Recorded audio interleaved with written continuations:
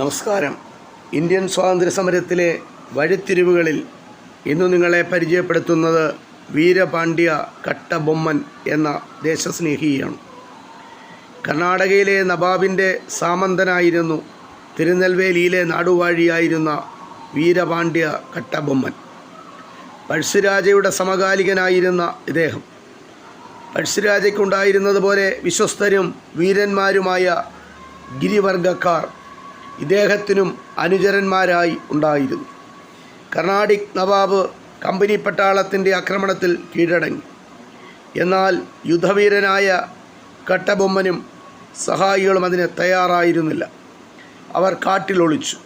വനത്തിൽ ചെന്ന് കട്ടബൊമ്മനെയും കൂട്ടരെയും ആക്രമിക്കുന്നത് ബുദ്ധിയല്ല എന്ന് മനസ്സിലാക്കിയ ബ്രിട്ടീഷ് പട്ടാളം കട്ടബൊമ്മനുമായി സന്ധിയുണ്ടാക്കി. എന്നാൽ വീരപാണ്ഡ്യ കട്ടബൊമ്മൻ്റെ ഒളിത്താവളം കണ്ടെത്തിയ ബ്രിട്ടീഷ് പട്ടാളം സന്ധി വ്യവസ്ഥകൾ ലംഘിച്ച് അദ്ദേഹത്തെ ആക്രമിച്ചു. കുറേ കാലം അമ്പും വില്ലും കൊണ്ട് വീരപാണ്ഡ്യ കട്ടബൊമ്മൻ ചെറുത്തുനിന്നു. എന്നാൽ അദ്ദേഹത്തിൻ്റെ സുഹൃത്തായ പുതുക്കോട്ട രാജാവ് കോഴ വാങ്ങി വീരപാണ്ഡ്യ കട്ടബൊമ്മനെ ഒറ്റുകൊടുത്തു.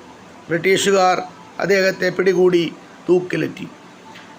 ഇത് ഇന്ത്യയുടെ സ്വാതന്ത്ര്യ സമരത്തിലെ ഒരു വഴിത്തിരിവിലെ ധീരദേശാഭിമാനിയായ വീരപാണ്ഡ്യ കട്ടബൊമ്മൻ എന്ന ദേശസ്നേഹിയെപ്പറ്റിയുള്ള ഒരു ചെറിയ വിവരമാണ് ഇത്. ഇത്രമാത്രം. നന്ദി, നമസ്കാരം.